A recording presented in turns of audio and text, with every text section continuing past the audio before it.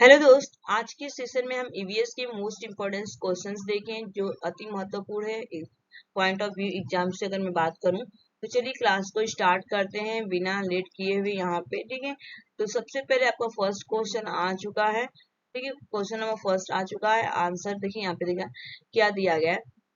दिया गया question number first की अगर मैं बात करूं, पर्यावरण की प्रमुखता कितने घटक होते हैं, तो इसका आंसर जो होगा उत्तर की मैं बात करूं, भौतिक, अजैविक घटक और जैविक घटक तथा ऊर्जा संघटक। ठीक है, उसके बाद सेकेंड दिया गया आपका यहाँ पे, आदि मानव की भौतिक पर्यावरण की कार्यात्मक में भूमिका किस प्रकार की होती है, तो ये आपका पाता तथा दाता होता है। पाता मीन्स क्या होता है, रिसीवर जो ग्रहण करता है, और दाता मीन्स क्या होता है, कंट्रीब्यूट करना, आपका देना। ठीक है, तो राइट आंसर क्या होगा यहाँ पे।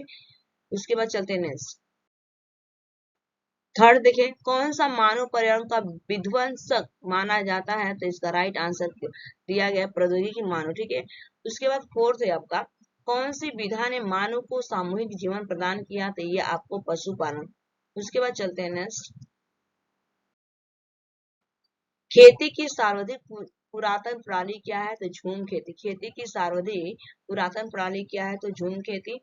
नेक्स्ट है, विश्व तथा भारत में आज भी झूम या स्थानांतरण कृषि कहाँ पर प्रचलित है, दक्षिणी पूर्व एशिया एवं पूर्वोत्तर भारत में, इसका उत्तर हो जाएगा। उसके बाद आगे चलते हैं।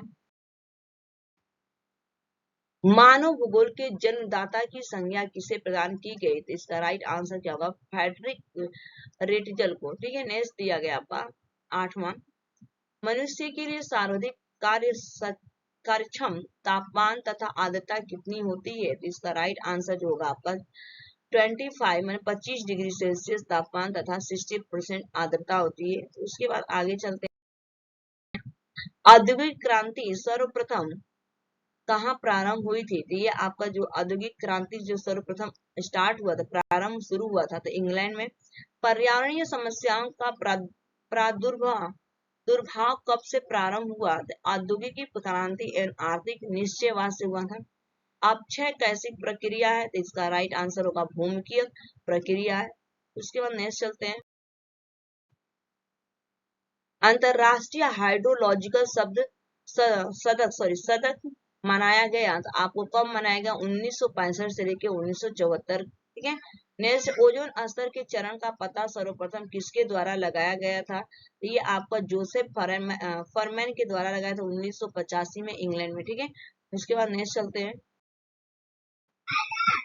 क्लोरोफ्लोरोकार्बन के बाद ओजोन स्तर का दूसरा प्रमुख विध्वंसक कौन सा यौगिक है, तो इसका राइट आंसर जो होगा नाइट्रोजन ऑक्साइड। ठीक है, और क्लोरोफ्लोरो जो होता है ना, CFC होता है, और ये किससे निकलता है, तो ये आपको पता है कि फ्रिज से निकलते हैं, सोफे से निकलता है। ठीक है आपका, और ओजोन दिवस कब मनाया जाता है, तो 16 सितंबर को ओजोन दिवस मनाया जाता है। अगर मैं बात करूं, 16 सितंबर को ओजोन दिवस मनाया जाता है।